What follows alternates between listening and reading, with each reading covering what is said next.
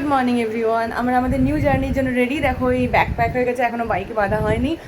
আমরা যেখানে যাচ্ছি তার জন্য আমরা ভেবেছিলাম আজকে রাতের মানে ওই 2-2:30 নাগাদ বেরিয়ে যাবো, কিন্তু অ্যাজ ইউজুয়াল আমরা লেট করে ঘুম থেকে উঠেছি। এখন বাজে 5:08। আমরা রেডি, ব্যাগট্যাগ প্যাক করবো আর বেরোবো। এই আমাদের ব্যাগ প্যাকিং হচ্ছে, যুদ্ধ করে রীতিমতন ব্যাগ প্যাক করতে হচ্ছে। তো এই আমরা দুজন রেডি, ব্যাগও প্যাক হয়ে গেছে, চলো স্টার্ট। আমরা বাড়ি থেকে প্রথমে এই 6 নম্বর রেলগেট মানে বিরাটি আর বিশালপাড়ার মাঝামাঝি এখানে দাঁড়িয়ে আছি রেলগেটে। আমরা বারাসাত হয়ে যাইনি কারণ ওদিককার রাস্তাটা খারাপ বলে। আমরা এখান থেকেই কল্যাণী এক্সপ্রেসওয়ে ধরবো। 6 নম্বর রেলগেট দিয়ে গিয়ে আমরা কল্যাণী এক্সপ্রেসওয়েতে উঠবো।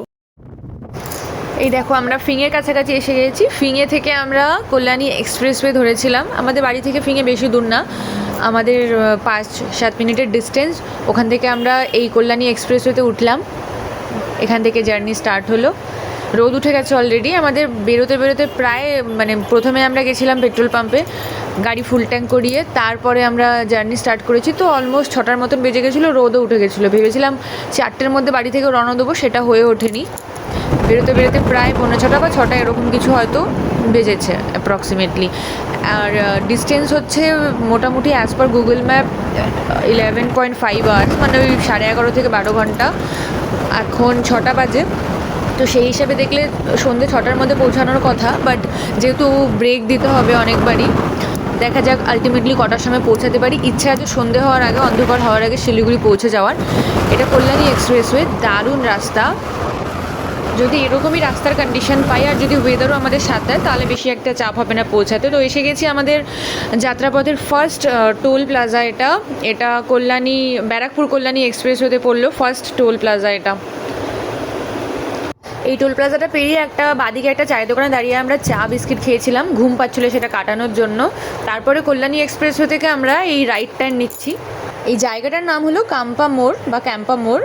এখান থেকে কাঁচরাপাড়া হরিণঘাটা রোড ধরে আমরা অনেকটা গেছিলাম। তারপরে একটা টার্নিং আসবে, লেফট সাইড আমাদের নিতে হবে, গাইঘাটা বলে জায়গাটার নাম।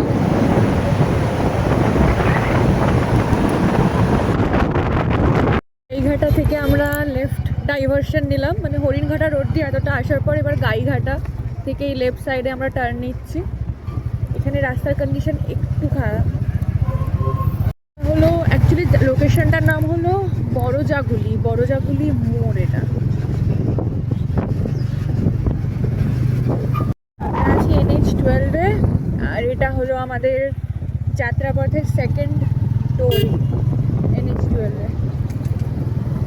কৃষ্ণনগর এখান থেকে 55 কিলোমিটার, রানাঘাট এখান থেকে 23 কিলোমিটার। সবুজ সবুজ মাঠ, চাষের জমি স্টার্ট হয়ে গেছে, যেটা জানান দিচ্ছে আমরা শহরের কোলাহল ছেড়ে ফাইনালি গ্রামের পরিবেশে ঢুকে গেছি। ওয়েদার আপাতত আমাদের সাথ দিচ্ছে, এখনও অবধি ঝলমলে রোদ রয়েছে। দেখা যাক কত দূর এরকম ওয়েদার আমরা পাই, শুধু বৃষ্টি না নামুক। এই যে এখন যেখানে আমরা আছি, এখান থেকে বহরমপুর আর 109 কিলোমিটার, মালদা আর 223 কিলোমিটার। আমাদের ইচ্ছা আছে ব্রেকফাস্টটা বহরমপুরে গিয়ে করার, আর লাঞ্চ করার ইচ্ছা আছে মালদা পেরিয়ে যাওয়ার পর। মোটামুটি হাফ ডিস্টেন্স ট্রাভেল করার পরই লাঞ্চের জন্য দাঁড়ানোর ইচ্ছে আছে। জন্য একটু ক্যাট মেরে ফটো তুলে নিলাম, ভিডিও করে নিলাম। এই যে এক্ষুনি যে জায়গাটা দেখলে, দেখো এই যে কত শাড়ি রয়েছে, তাঁতের শাড়ি মেলে শুকোতে দেওয়া হয়েছে। নতুন তাঁতের শাড়ি বানিয়ে আর কি, রং শুকানোর জন্য বা কোনো কারণে এভাবে মেলে রাখা রয়েছে। এটা শান্তিপুর এলাকা দিয়ে যাচ্ছি, রাস্তার ধারে ডান দিক বা দিকে এরকম প্রচুর বাড়ির সামনে দেখলাম শাড়ি এভাবে ঝুলিয়ে রাখা হয়েছে, ছাপার শাড়ি, তাঁতের শাড়ি, নানান রকম শাড়ি। তো সেই সময় ভিডিওটা আমি করতে পারিনি, ফোন দিয়ে ভিডিও মানে যতক্ষণ আমি করছিলাম ততক্ষণ ওই জায়গাটা পেরিয়ে ওই এন্ড মোমেন্টে ওইটুকুনি তোমাদের দেখাতে পারলাম যে শাড়ি ওইভাবে নতুন শাড়িগুলো তৈরি করে ঝুলিয়ে রাখা হয়েছে রাস্তার পাশে। এখন আমরা যেখানে আছি এখান থেকে বেথুয়াডাওরিয়া 30 কিলোমিটার, আর বহরমপুর এখনও 90 কিলোমিটার। রোদ কিন্তু ভালোই উঠে গেছে, বেশ গরম লাগছে, রোদের ভালোই তাপ আছে আজকে। 31 to 32 ডিগ্রি সেন্টিগ্রেড আজকে টেম্পারেচার ছিল। বেশ অস্বস্তিকর একটা টেম্পারেচার, ঘামও হচ্ছিল। বাট তারপরেও জার্নি তো রাখতেই হবে কন্টিনিউ, কারণ সন্ধ্যের আগে আমাদের শিলিগুড়িও পৌঁছাতে হবে। জানি না বৃষ্টি নেমে গেলে তো আবার তারও আবার একটা টেনশন রয়েছে, হঠাৎ করে ওয়েদার চেঞ্জ হয়ে যেতে পারে। তো যতটা তাড়াতাড়ি পারছি, যতক্ষণ রোদ আছে আমরা যতটা তাড়াতাড়ি সম্ভব ডিস্টেন্স কভার করার চেষ্টা করছি। বহরমপুরের আগে থামার ইচ্ছে নেই, যদি না খুব খিদে পেয়ে যায়। এখনও অবধি ব্রেকফাস্ট হয়নি, শুধু সকালে চা বিস্কিটই খেয়েছিলাম। তারপর থেকে এখনও অবধি ট্রাভেল করেই যাচ্ছি, দেখা যাক যতদূর যাওয়া যায়। ভালো ওয়েদার থাকতে থাকতে ততটা আমরা ট্রেনে বেরিয়ে যেতে চাই। এখন আমরা যেখানে আছি এখান থেকে বহরমপুর আর 84 কিলোমিটার, মালদা আর 210 কিলোমিটার বাকি। আমরা ডালখোলা বকখালি রোড, যেটা মানে NH12, সেটা ধরেই যাচ্ছি। অনেকক্ষণ ধরে NH12-এই রয়েছি আমরা। এখানে আকাশটা কি অসাধারণ লাগছে, দেখো পুরো তুলোর মতন লাগছে মেঘগুলো, আর নিচে একদম জলটার মধ্যে রিফ্লেকশনটা কি দারুণ লাগছে। মানে ফোনে কতটা বোঝা যাচ্ছে ভিডিও জানি না, খালি চোখে দারুণ লাগছিল। তারপরে এরকম ধান ক্ষেত শুরু হয়ে গেছে, মানে আস্তে আস্তে যত ভেতর দিকে যাচ্ছি এরকম দুদিকে চাষের জমি দেখতে পাচ্ছি। আর বর্ষা যেহেতু গ্রিনের তো প্রচুর শেড দেখা যায় বর্ষাকালে, তো এরকম দুদিকেই গ্রিনারি রয়েছে। তার মাঝখান থেকে রোদের জন্য হয়তো আরও বেশি সুন্দর লাগছে, পুরো ঝলমলে একটা ধান ক্ষেত দেখা যাচ্ছে, অসাধারণ ভিউ। এখন আমরা যেদিকে যাচ্ছি, এই যে আস্তে আস্তে ঘন জঙ্গলটা দেখছো শুরু হয়ে গেছে, এটা কিন্তু বেথুয়া ডহরি অভয়ারণ্যর, এই যে বাদিকে যে জঙ্গল দেখতে পাচ্ছ বড় বড় গাছের, এটা বেথুয়া ডহরি অভয়ারণ্যরই একটা পার্ট। সামনে গেটও আসছে। এটা আমাদের নদিয়া ডিস্ট্রিক্টের মানে কৃষ্ণনগরের মধ্যে একটা ওয়াইল্ড লাইফ স্যাংচুয়ারি। এই যে গেট গেল, এখানে বিভিন্ন রকম ওয়াইল্ড লাইফ, যেমন হরিণ, তারপর বিভিন্ন রকম পাখি থাকে, রেপটাইলস থাকে, পাইথনও থাকে শুনেছি, বাট আমি কখনো যাইনি তো আমি জানি না। এটাও একটা ফেমাস ট্যুরিস্ট স্পট আমাদের ওয়েস্ট বেঙ্গলের বা নদিয়া ডিস্ট্রিক্টের, চাইলে কখনো এখানেও ঘুরে যেতে পারো। দেখতে দেখতে আমরা চলে আসলাম আমাদের যাত্রাপথের 3 নম্বর টোল প্লাজা। এটা কৃষ্ণনগর বহরমপুর হাইওয়ের ওপরে রয়েছে। এই আমাদের যদিও বাইক, আমাদের তো টোল ট্যাক্স দিতে লাগে না, আমরা বাদিকের সাইডটা দিয়ে বেরিয়ে যাই প্রত্যেকটা টোল প্লাজাতেই। তবুও যারা 4 হুইলার নিয়ে আসবে তাদের জন্য ইনফরমেশনের জন্য আমি টোল প্লাজাগুলোর কাউন্ট দিয়ে রাখছি। বহরমপুর এখান থেকে প্রায় 50 কিলোমিটার বাকি। আমরা এখানে খিদে পেয়েছিল বলে দাঁড়িয়ে পড়েছি একটা মিষ্টির দোকানে। এখানে আমরা ব্রেকফাস্ট করে তারপর আবার রওনা দেবো। এই যে আমরা মুর্শিদাবাদ যেহেতু ঢুকেছি, ওই যে দেখতে পাচ্ছ সাদা রঙের যে সৌধটা, এটা পলাশির স্মৃতিসৌধ বলে ওটা বানানো রয়েছে। তার মানে বোঝা যাচ্ছে যেটা দেখে যে পলাশির যুদ্ধ রিলেটেড কিছু ওখানে হয়তো আছে বা ওই প্লেসে হয়েছিল, আই ডোন্ট নো, ওটা আমাকে গুগল করতে হবে। বাট আমি দেখতে পেলাম যাওয়ার সময় একটা সৌধ বানানো রয়েছে, তাই সেটা তোমাদেরকেও দেখালাম ভিডিওতে। যদি কেউ জেনে থাকো কমেন্টে জানিও যে অ্যাকচুয়ালি কি পলাশির যুদ্ধ এখানেই হয়েছিল বা ওর সাথে কোনো রিলেশন আছে এই জায়গাটার। আর আমরা যেখানে ব্রেকফাস্ট করেছিলাম, আমরা কচুরি নিয়েছিলাম দেখেছো, সেখানে আমাদের টোটাল 100 টাকার মতন খরচা লেগেছিলো। তো এই ভিডিওর শেষে পুরো আজকের যা যা আমাদের খরচা হচ্ছে ইনক্লুডিং ফুল ট্যাঙ্ক, মানে বাইকে পুরো ফুল ট্যাঙ্ক তেল ভরাতে কত টাকা লেগেছে, আজকে আমরা যেখানে থাকবো সেখানে কত টাকা লাগবে, সারাদিনে খাওয়া দাওয়ার খরচা মিলিয়ে সমস্ত ইনফরমেশান আমি ভিডিওর শেষে অ্যাড করে দেবো। আর পারলে এই যে আমরা যে রুট ম্যাপটা ফলো করছি এটার একটা সামারি দিয়ে দেবো, কারণ এটা বলতে পারো কলকাতা থেকে শিলিগুড়ি যাওয়ার শর্টেস্ট অ্যান্ড বেস্ট রুট। রাস্তাও ভালো, সাথে শর্টেস্ট রুটও। এই যে সোজা গেলে NH12, বাট আমরা NH12 থেকে এখন ডান দিকে টার্ন করছি বহরমপুর বাইপাস রোডের জন্য, কারণ এটা একটু শর্টকাট হবে, তাই জন্য আবার আলটিমেটলি গিয়ে এটা সেই NH12-এ কানেক্ট হবে। কিছুটা রাস্তা আমরা বহরমপুর বাইপাস রোড ধরে যাচ্ছি। যেতে যেতে এই জায়গাটা চোখে পড়লো, কি অসাধারণ লাগছে দেখো, পুরো নীল। জলটা কিন্তু নীল নয়, তবে আকাশের প্রতিচ্ছবি পড়ছে বলে এরকম নীল লাগছে জলটা। আর এরকম মানে যতটা মনে হচ্ছে চাষের জমি ছিল, হয়তো বর্ষার জল জমে এরকম একটা জলাশয়ের আকৃতি নিয়েছে। আর মাঝে মাঝে এরকম পাট গাছের এই কাঠিগুলোকে দাঁড় করানো রয়েছে, কিছুটা সবুজ সবুজ, আবার জলের মধ্যে থেকে ঘাসও দেখা যাচ্ছে। জাস্ট ভিউটা অসাধারণ লাগছে। আমরা কিছুক্ষণ এখানে দাঁড়িয়েও ছিলাম এই ভিউটাকে উপভোগ করার জন্য, তারপর আমরা আবার রওনা দিই। আর দেখতে দেখতে চলে আসলো আমাদের যাত্রাপথের এটা 4 নম্বর টোল প্লাজা। টোল প্লাজাটা তো আসছে সামনে, বাট বাঁদিকের ভিউটা দেখলে কি সুন্দর। এরকম বর্ষার জল জমে আছে, এটা জলাশয় না কি চাষের জমিতে জল জমে আছে বলা মুশকিল, কারণ জলই দেখা যাচ্ছে। আর তার মাঝখানে মাঝখানে বেশ বড় বড়ই গাছ হয়ে রয়েছে। আমরা উমারপুর বলে একটা জায়গায় আছি, যেটা মুর্শিদাবাদের। ফারাক্কা এখান থেকে 45 কিলোমিটার, এখান থেকে 45 কিলোমিটার মতন এখনো বাকি আছে। আমরা ভেবেছিলাম ফারাক্কায় গিয়ে একটা ব্রেক নেব, বাট মনে হচ্ছে তার আগেই দাঁড়াতে হবে। দেখা যাক কত দূর যেতে পারি। এখানে একটু জ্যাম আছে রাস্তায়, এতক্ষণ রাস্তা খুবই ভালো ছিল, কোনো জ্যাম ছিল না, বাট এইখানে রাস্তাটা একটু খারাপ হওয়ার জন্য একটু একটু জ্যাম আছে। এখন বাজে প্রায় 10:30। তো আমরা ভেবেছিলাম 12টার মধ্যে ফারাক্কা ঢুকে গিয়ে ওখানে একটা লং ব্রেক নেব, এই যে একটা ব্রিজ মতন দেখতে পাচ্ছ, এটা ফারাক্কা ফিডার ক্যানেল। এর নিচ থেকেও দেখো গঙ্গা নদী দেখতে পারবে, বাট এটা ফারাক্কা ব্যারেজ নয়, ফারাক্কা ব্যারেজ এখনও আসেনি। এটাকে ফিডার, এই জায়গাটার নাম দেখলাম ফারাক্কা ফিডার ক্যানেল। এখানে গঙ্গা নদী খুব একটা চওড়া নয়, বাট ফারাক্কা ব্যারেজের কাছে গঙ্গা নদী অনেকটাই চওড়া এর থেকে। ফারাক্কা ব্যারেজও বেশি দূর নেই, আমরা কাছাকাছি চলেই এসেছি, আর কিছু কিলোমিটার বাকি আছে এখান থেকে। আর ফারাক্কা ব্যারেজ ঢোকার আগে এটা পড়লো আর একটা টোল প্লাজা, যেটা আমাদের যাত্রাপথের 5th টোল প্লাজা। এখন আমরা যেখানটায় রয়েছি এটা হলো, এই জায়গাটার নাম হলো ধুলিয়ান। এখান থেকে ফারাক্কা ব্যারেজ আরও প্রায় 18 কিলোমিটার, গুগল ম্যাপ যা বলছে তাই হিসাবে এখনও 18 কিলোমিটার রাস্তা বাকি আছে ফারাক্কা ব্যারেজ আসতে। ওই যে দূরে বড় বড় লম্বা চুলিগুলো দেখতে পাচ্ছ যেখান থেকে ধোঁয়া বেরোচ্ছে, ওটাই হলো ফারাক্কা সুপার থার্মাল পাওয়ার স্টেশনের প্রজেক্টেরই পার্ট। ওই লম্বা লম্বা চুল্লিগুলো, মানে আমরা কাছাকাছি পৌঁছেই গেছি বলতে পারো। এখানেই সামনেই দেখতে পেলাম এনটিপিসির বোর্ডে এখানে বাদিকে লেখা রয়েছে এনটিপিসি ফারাক্কা, যার full form national thermal power corporation Farakka. আমরা ফারাক্কা ব্যারেজ পৌঁছে গেছি। দেখো এই ফারাক্কা ব্যারেজ ঢুকলাম।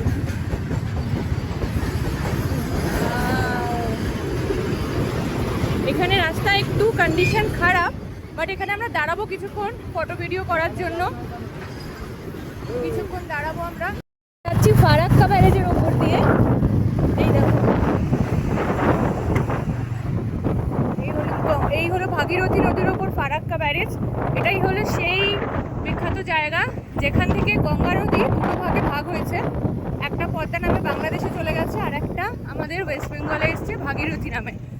এইখান থেকেই ডিভাইড হয়েছে ব্যারেজ, সেখান দিয়ে যাচ্ছি। আর একটা ইম্পর্টেন্ট জিনিস হলো, এটা আমাদের যে আজকের ডেস্টিনেশন, মানে সেটা টোটাল যে ডিস্টেন্স ছিল আমাদের বাড়ি থেকে, মানে বিরাটি থেকে 550 কিলোমিটার্স শিলিগুড়ি, তার এটা অলমোস্ট আমরা half of the distance travel করলাম।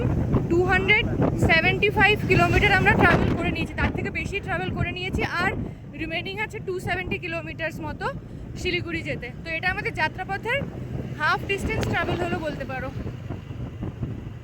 বিখ্যাত ফারাক্কা আর তার লক গেট, যেগুলো আটকে দিয়ে বা খুলে দিয়ে বাংলাদেশে করুণ পরিণতি হয়, যেগুলো আমাদের সরকার থেকে করা হয় মাঝে মাঝে জল আটকানোর জন্য বা বেশি জল পাঠানোর জন্য। সেই লক গেট আর সেই ফারাক্কা। আমরা ফারাক্কা ব্যারেজ ক্রস করে যাচ্ছি ভাগীরথী নদীর ওপর দিয়ে। কি দারুণ লাগছে, কত চওড়া এখানে গঙ্গা। গঙ্গা এখানে দুটো ভাগে ভাগ হয়েছে, দুটো শাখায়, কত চওড়া দেখো গঙ্গা এখানে। যদিও ফোনে কতটা ভালো বোঝা যাচ্ছে জানি না, আমরা খালি চোখে তো দারুণ দেখতে পাচ্ছি। লকেট ফেলা রয়েছে, এরকমই যখন জল আটকানোর হয় লকগেটগুলোকে এইভাবে বন্ধ করে দেওয়া হয়। ফারাক্কা ব্যারেজ পেরোনোর একটু পরেই আমরা মুর্শিদাবাদ পেরিয়ে দেখো মালদায় প্রবেশ করতে যাচ্ছি। মালদা ডিস্ট্রিক্টে আমরা অলমোস্ট মালদা ডিস্ট্রিক্টের কাছাকাছি চলে এসেছি। তার সাথে সাথে আমরা চলে এসেছি আমাদের যাত্রাপথের 5th টোল, আর মালদা ঢোকার পর এটা 1st টোল পড়লো। আমরা সকাল থেকে কিন্তু ভালোই ওয়েদার পেয়েছিলাম, রোদ ছিল, বাড়ি থেকে বেরোনো অবধি এখন অবধি ফ্রেশ ছিল, ঝলমলে রোদ ছিল। বাট হঠাৎই মালদা ঢোকার পরেই ওয়েদার দেখো চেঞ্জ হয়ে গেল, মেঘলা ওয়েদার হয়ে গেল। এখন বাজে অলমোস্ট 12টা বাজে অলমোস্ট, কিন্তু দেখো রোদ নেই একটুও, পুরো মেঘলা ওয়েদার। 12টার সময় এরকম ওয়েদার হয়ে গেছে, সাডেন চেঞ্জ হয়ে গেল ওয়েদার।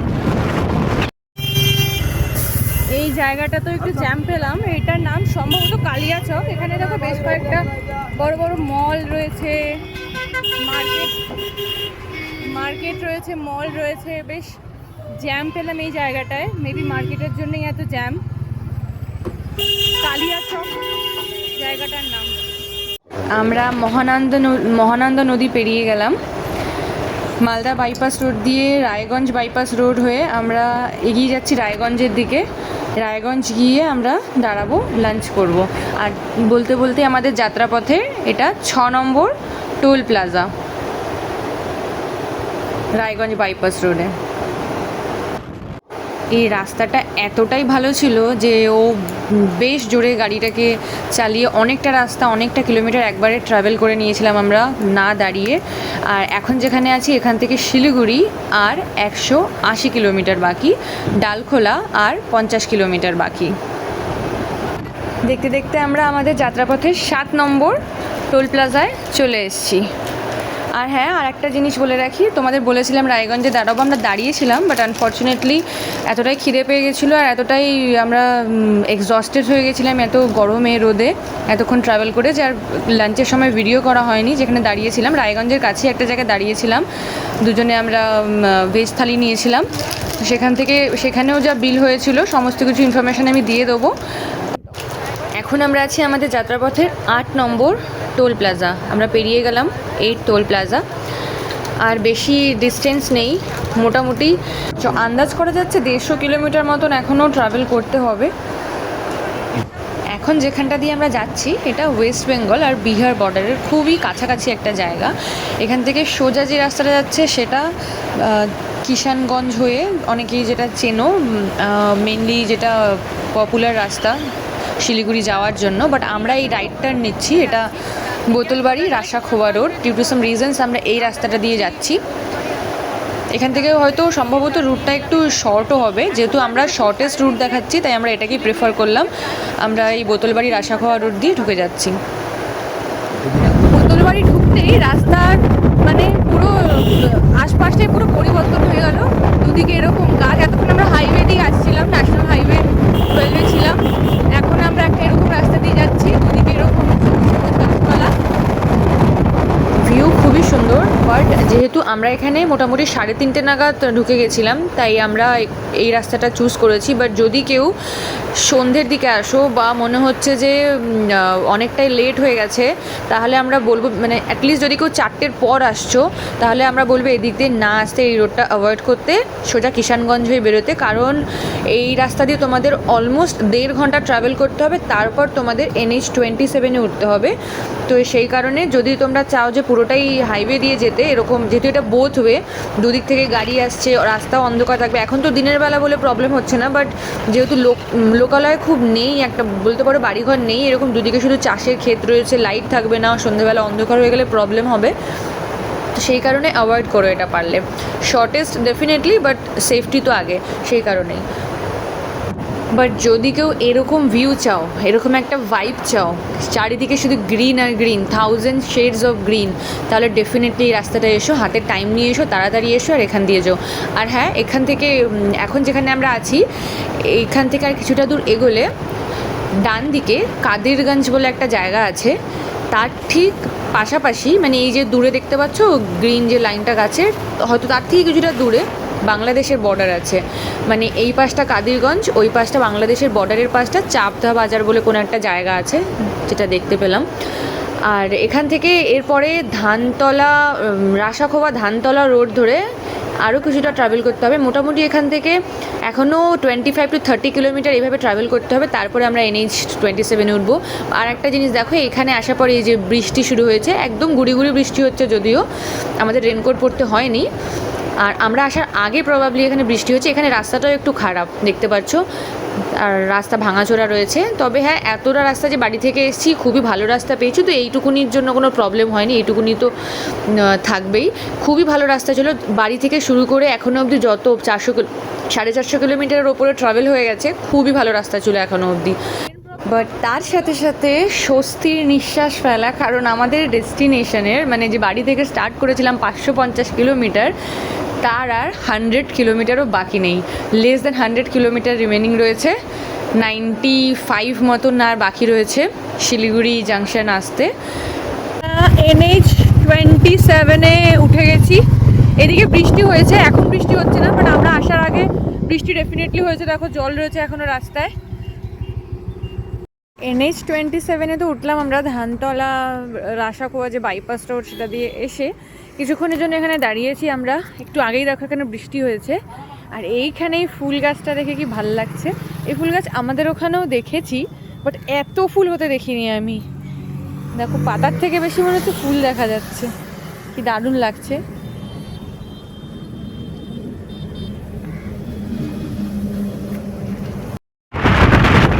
শিলিগুড়ি আসতে আর 75 কিলোমিটার। এই দেখো এখানে রাস্তার মধ্যে অনেকগুলো আর্মির এরকম গাড়ি দাঁড়িয়ে আছে।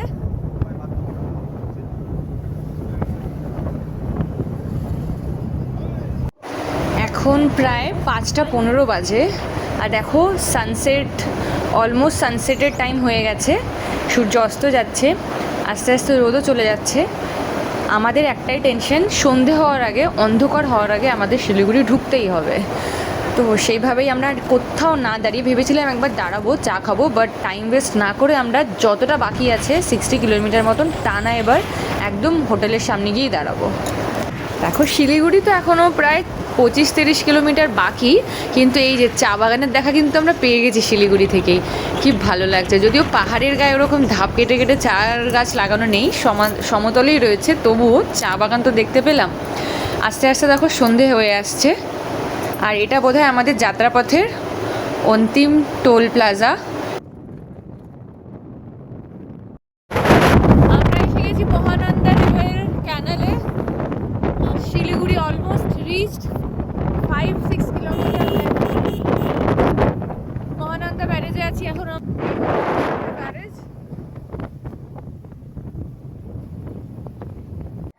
বন্ধুরা, কাল রাতে আমরা শিলিগুড়ি পৌঁছে এতটাই টায়ার্ড হয়ে গেছিলাম, কালকে আমরা কোথায় কোন হোটেলে ছিলাম রুম আর দেখানো হয়নি। তো আমরা কালকে রাতের জন্য এই হোটেলটায় স্টে করেছিলাম, শিলিগুড়ি 3 মাইল রোডের কাছাকাছি এটা। আর এইখানেই দেখো রুমের কন্ডিশনটা ঠিকঠাকই ছিল, এসি নন এসি দুটোই আছে রিজনেবল প্রাইসে। এটা একটা সোফা ছিল, এদিকে একটা ড্রেসিং টেবিল আর টেবিল ছিল, ওয়াশরুমটাও ঠিকঠাক। তো এখানে আমরা ছিলাম, আর তোমাদের যেমন বলেছিলাম কি সমস্ত হিসেব আমরা দেবো একদিনে কত খরচা হলো কলকাতা থেকে শিলিগুড়ি আসতে। প্রথমত আমাদের গাড়ি যেহেতু ফুল ট্যাঙ্ক করিয়েছিলাম আমরা বাড়ি থেকে বেরোনোর সময়, তার জন্য 1426 টাকা লেগেছিলো। তারপরে আমরা একটা দোকানে দাঁড়িয়ে চা খেয়েছিলাম, সেখানে 40 রুপিস হয়েছিল। তারপরে আমরা ব্রেকফাস্ট করেছিলাম, সেখানে 95 রুপিস হয়েছিল। কোল্ড ড্রিঙ্ক আর জল নিয়েছিলাম, তার জন্য গেছিলো 80 রুপিস। লাঞ্চে গেছিলো 190 রুপিস। সন্ধ্যেবেলা স্ন্যাক্সে আর চায় গেছিলো 50 রুপিস মতো। রাতে ডিনারে গেছে 200 রুপিস মতো। রুম রেন্ট ছিল এসি রুমের 1000 রুপিস। তো পেট্রোল খরচা মিলিয়ে সমস্ত খাওয়া দাওয়া সারাদিনে আর রুম রেন্ট নিয়ে আমাদের দুজনের 3000 টাকা মতন অ্যাপ্রক্স খরচা পড়েছে কলকাতা থেকে শিলিগুড়ি আসার জন্য। আর হ্যাঁ, রুট নিয়ে তোমাদের বলেছিলাম কি রুট ও শর্টেজ রুটের একটা সামারি আরেকবার দিয়ে দেবো, সেটা আরেকবার আমি রিমাইন্ড করিয়ে দিচ্ছি। বাড়ি থেকে স্টার্ট করে মানে বিরাটি থেকে আমরা ফার্স্ট মুড়াগাছার কাছ থেকে কল্যাণী এক্সপ্রেসওয়েতে উঠলাম। সেখান থেকে কল্যাণী এক্সপ্রেসওয়ে ধরে সোজা গিয়ে কাঁচরাপাড়া হরিণঘাটা রোড ধরে গিয়ে লেফট সাইড থেকে গাইঘাটা রোড হয়ে NH-12 উঠলো। NH-12 ধরে সোজা যেতে হবে Shantipur, Ranaghat, Krishnanagar, Murshidabad, Farakka, then Malda bypass road, Raiganj bypass road, তারপরে বোতলবাড়ি আশাখোয়া রোড ধরে গিয়ে দেন আবার NH-27 কানেক্ট হচ্ছে। NH-27 ধরে পুরো সোজা এগিয়ে যাবে মহানন্দা রিভারের ওপর দিয়ে চলে আসবে 3 মাইল মোড় শিলিগুড়ি, যেখান থেকে ইজিলি তোমরা স্টে পেয়ে যাবে। ভিডিওটা যদি ভালো লাগে অবশ্যই লাইক শেয়ার সাবস্ক্রাইব করো। Thank you for watching.